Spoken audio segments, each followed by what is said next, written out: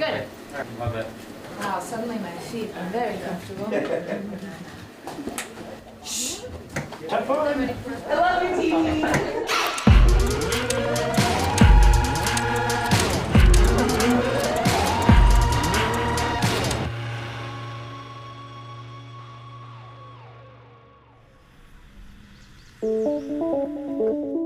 The end of every project is always bittersweet. And I can't believe that it's the final season. This has given bittersweet a whole new meaning for me. It's wild to think back on the first conversation I had with Elena. I always go back to that because since day one, it's always been us and this unbelievably incredible team. Yeah. I actually think we have a pretty unconventionally close relationship for this type of work because Haley came from the world of movies and I came from the world of theater, and neither of us necessarily knew the rules, and so we were inventing our own rules. It feels like there's this triangle, which is Haley, Elena, Emily. And it's been this constant dialogue and interplay between all of us. And Haley's birthday is one day apart from Emily Dickinson's, which is a crazy coincidence that we found out. For me, I have ate, slept, and breathed nothing but Dickinson for close on like 7 or 8 years now, actually. It's hard not to be obsessed with Emily Dickinson. There's something about this particular human that continues to amaze me and surprise me and fascinate me. Emily has emerged from her inferno, which is that she confronted all the worst fears about her family and herself. And now she is taking charge and agency in a new way. When I was having initial conversations about Emily, when I first was having this idea for the show, people didn't know who Emily Dickinson was, or if they did, they only basically knew that she was reclusive. The only thing Emily Dickinson did was wear white and cry. But she had a wicked sense of humor, and she made fun of her family, and she made fun of herself. And yet, she could also take these existential trips, going places in her mind that are pretty scary to go. Confronting death and confronting loneliness and confronting the limits of love. I'm pretty confident that at this point, like a young person in high school is probably learning a pretty different version of Emily, and one that is in fact closer to what the scholars and historians who have been studying her all along have said. That was awesome, Haley. Resetting. I really can't thank Elena enough for portraying these characters in a very vibrant way. That you can really be like, oh, these people were real, thinking, breathing, living, soul-feeling people. Elena constructed this show around this crazy blend of her sense of humor and her historical understanding of Emily Dickinson and her commentary on a contemporary world, that kind of wild combination of things. Elena created a really amazing show that we are all so proud of. And to now have come so full circle with her directing the finale of our final season is just not anything I would have ever imagined, I guess, as far as just how far we've all come, how much we've all grown together. Period pieces are my favorite. There's just such a, I mean, you get to come to work every day and immerse yourself in a completely different world than what you're used to. And that starts first thing in the morning when you're going through hair and makeup and you get cinched into a corset. This whole experience has been absolutely incredible and really unlike anything I've done before. Season 1, the first thing we ever shot was a dinner table scene. Those scenes always take forever to shoot because you gotta get all the way around the table, close-ups, the wides, and all of that. You're there all day. And as tedious as it was, we built such a strong foundation right then, right there, around that table in our home on the very first day. And that season 2, we settled into knowing that we can go with it on the fly because we've built this foundation that we're confident in. And in season 3, it's just great to have gotten to a point where we know that this end result is going to be something that we're proud of. We know exactly what we have to do to make it that, and we might as well just have a good time getting there. I don't think we've had this much fun in the 3 years of the show. Like otherwise, maybe plantation was wrong, so. Toby! Yeah. Oh my God, come on! What is hard to do with Toby is keep a straight face. Parents, get it together! Sorry. Sorry, Toby, would you back up just a little? He always seems to provoke the sparkle to come out in my eye, and I try to get his to come out as well. Anna, she is given these crazy, absurd things to do. You want to see my work? But she always makes it work. It's my little pet. Leave it to Anna to look beautiful while she's covered in mud at the same time. It's another day on the job. There was a kind of perfect concoction made up to drench my hair and my face, and we added little flowers. I'm going out after this. It was so much fun to film that day. It was comedy gold. Yeah, they're both there. I think we roll. I think I just saw the mouse! Laura, the director, sent me an email basically saying, I want to get a gauge on your level of comfort with mice. And I truly was like, listen, I don't have anything against them, but like, I don't think I would voluntarily hold them, right? So I get to set, and I very quickly learned that Jane was not okay with it. I kept trying to just convince myself that it was a showbiz mouse.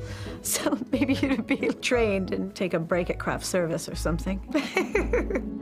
It was hard. I'm still actually getting a little bit like verklempt thinking about it. Jane and I have really grown close. She just has always made me feel good in what I'm doing. She's always been very reassuring, and she's wonderful. Ladies and gentlemen, Mrs. Dickinson is back! When I'm filming, always, I wear a locket with a picture of Emily Dickinson in it. And it's my little secret, because George, loves Emily, so he's got a little locket. And I just always wear it, and nobody knows, but I do.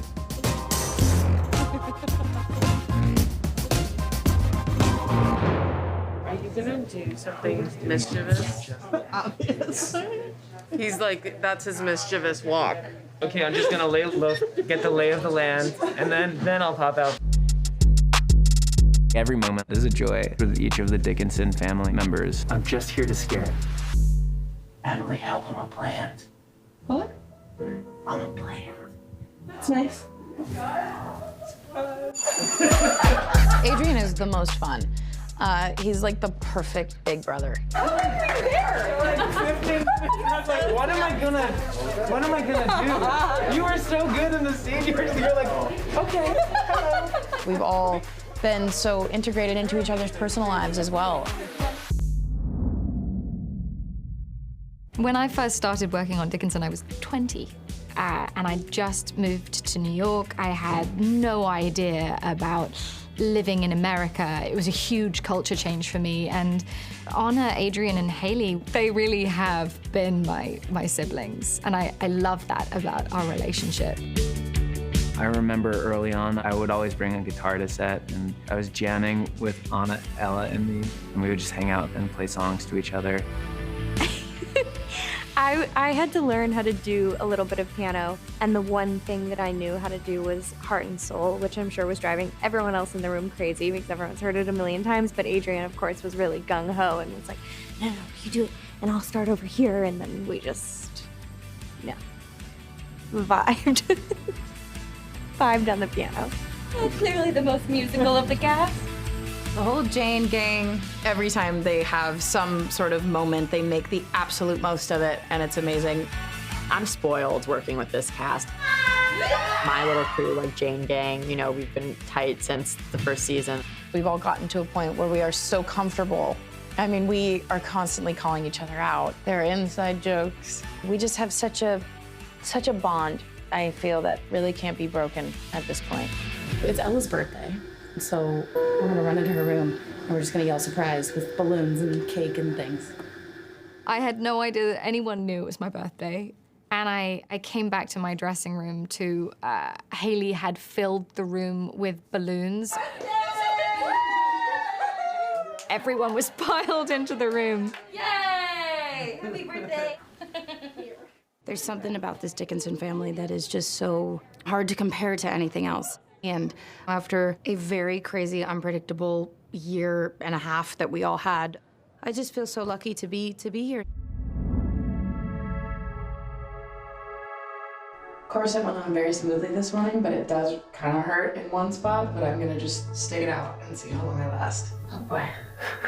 When's lunch? So that'll be the only comment I make. That's it? I got it out. It's all upward from here. Okay. Rolling.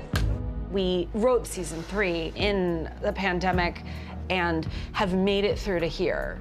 Action. Going from sort of total lockdown to suddenly coming into this world where you're seeing like old friends and workmates. I mean, I was just so happy.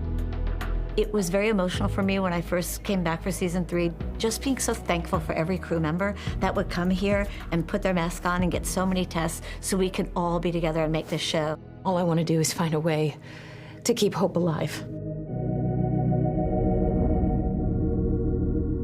A conversation that I had with Elena very early on about season 3 in general, being about hope. This family's a joke. I felt that in order for that to feel real, Emily would have to be knocked off her feet a couple times. Dad? Because it could come across as much easier said than done when you haven't experienced what it's like to be hopeless. I'm seceding from this family.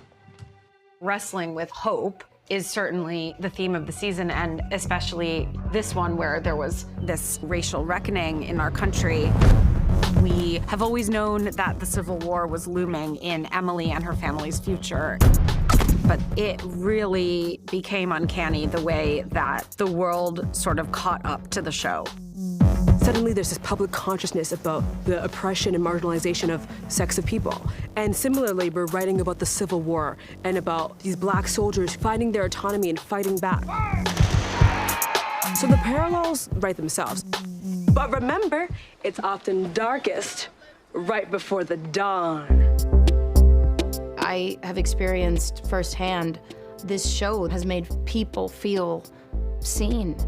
You experience meeting people around the world that have felt like this has made an impact on their lives. And that's all you could ever want at the end of the day, right? Action! The show has such a modern flair, we was able to put our own spin on it, like our own swag on it.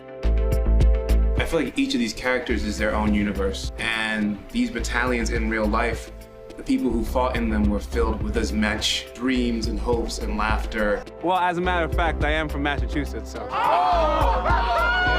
Remember, we thought he was white. Yeah, we thought his character was auditioned, we were like, hold on, Henry's black? For real? Black? No, he's not. I knew that because I actually watched the show. So.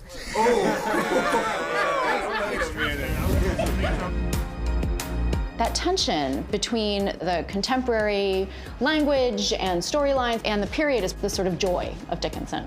One of the last few fittings. We have a couple of options to look at. I often get asked where we get the clothes, like what labels do I like to use? And it makes me laugh because there is no 1860s section at Saks. We don't shop these things, we make everything. It takes about 200 hours or more to make these clothes. 200 hours or more to make these clothes. I was actually blown away by the level of elegance that our design team was able to reach. In the Inferno episode, Sue wasn't originally written to be in men's attire. And Elena had this idea midway through the season that Emily and Sue could sort of be like a bride and groom, and that Sue could be in a beautiful tailored men's suit, and that Emily would be in this incredible sort of Bride of Frankenstein type dress. You look incredible, Haley. Thank you! Thanks, y'all. You guys are amazing.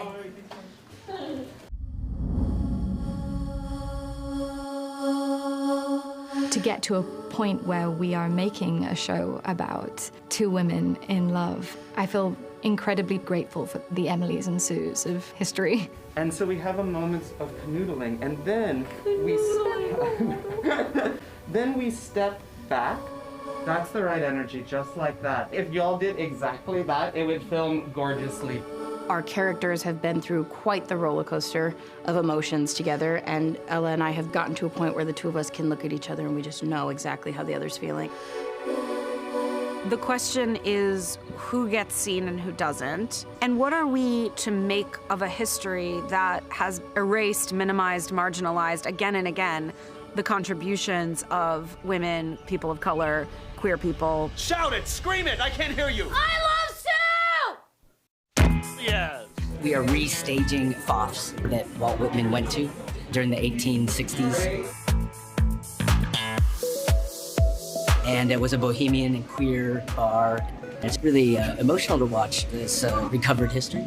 Question, random. Is there another song at a similar tempo? Yeah, Just throw on and shock everyone. I had pulled Silas aside and I just said, can we just throw in a random mix of music and just see what happens? And sure enough, there was a moment where all of us break out into what feels like we're like suddenly in a music video. This moment of freedom comes over the whole room and everybody is one. And it's a really beautiful moment. You were in True Grit? You were that little kid? Are you that kid? I always find it so fascinating when we have guest stars come on. I am New York! And they just truly What's up, girl? make the space their own. You got anywhere to be? Nah, bro, never more. I read the role and I was like, okay, I could really see myself doing that. So it's just been really exciting to see it come to life. Oh, you like it? You're hot. Thank you. This is great. This is really good material. I'm gonna go take some notes. It's a really surreal thing when you take what we know about who this character was and it's just brought to life in front of everybody. Is this part of the interview? It's extraordinary to watch someone embody a character so fully, so immediately. To write poetry, you have to be willing to go all the way down to hell. Okay, your energy is so intense, and this is Emily Dickinson saying that. So much for doing this. Dream. It's been 8 weeks. We started at the War Hospital. We went to Fof's. We ended up in a family sing-along.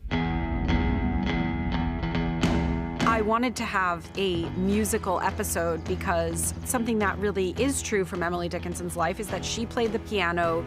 You know, at the Dickinson homestead was a large collection of sheet music, which you can still go to the library and see. And Emily and her family, just like any 19th century family, would have frequent piano sing-along nights and sing like the popular music of the day. And so we wanted to have an opportunity for each of our really gifted cast members to sing.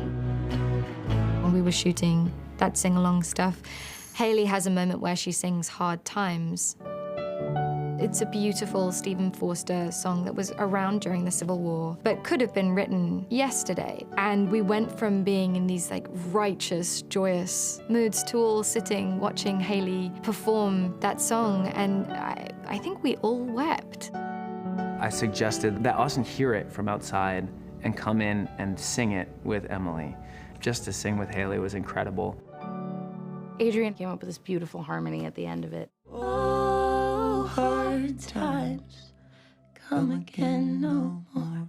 We're beside ourselves over the fact that we like finally got the chance to sing together. Dude, that would be so good. Haley is very gifted. I love watching her work. It's such a beautiful song. I really admire her. Let's go. It's just been incredible to be a part of something from the ground up. That's a pretty good shot right there. And I feel very lucky to be trusted by so many people to be in this position. That's a privilege. I actually like that. It's been really inspiring to see Haley stepping into her own as a producer who isn't afraid to speak her own mind. We can take a second to find this, but we have to land on something specific. So then maybe she just stands and watches. Haley knows what it means to be the lead role in a show that has hundreds of people involved and how much it all comes back to like the energy that she's bringing. Thank you all. Haley's a deeply empathetic person and wants us to have a good time. There we go. I love coming in here on a Friday, getting everybody hyped up. All right, all right, all right. I know you guys have been waiting for me. I'm here, I made it. I came downstairs with shots. And letting them know how eternally grateful I am for them showing up here every single day.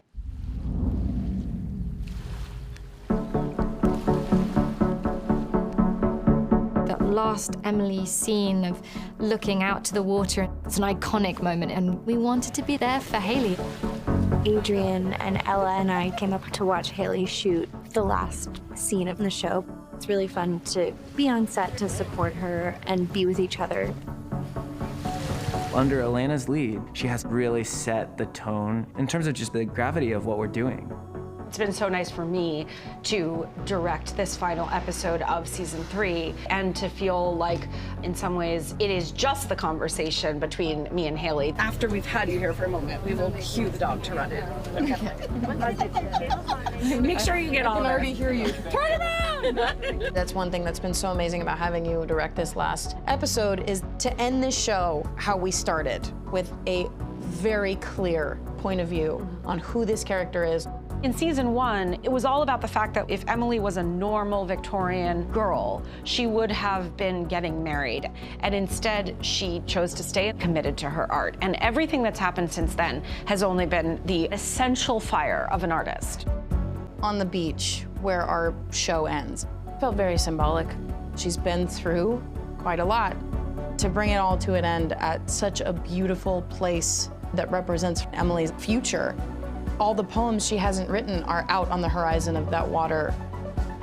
And it was just so beautiful to be there myself too and think that this has been such an incredible journey. And Emily finds her place and she finds where she's headed and she feels really good about it. So that was kind of a cool moment for me.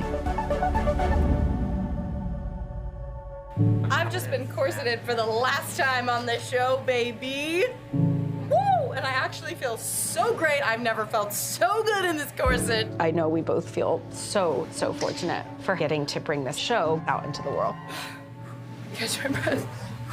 When you're so in it, it becomes sort of a blur. And the moments that I have where I'm able to sort of step back and look at what we have accomplished in 3 seasons is just, it makes me emotional. I'm so proud of the work that we've done. It's just the greatest gift to feel like you're walking away from a show with a closer relationship to the people you're around.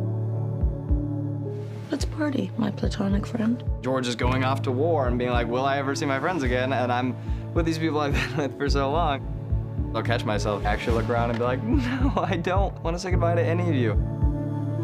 We've been together every day for 4 months each year, and it's emotional getting to the end of this show. I feel like it's not over because we're not done being a family. We're not done keeping in touch. I just feel like I am able to stand back and appreciate the work that every single person has put in here. I'm sitting in this room for the first time again, and the wallpaper. I mean, I've looked at this wallpaper for a while now, and I can't tell you how much I seem to appreciate it in this moment. What an incredible group of people we got to call a family on this show. Bye, y'all! I loved it.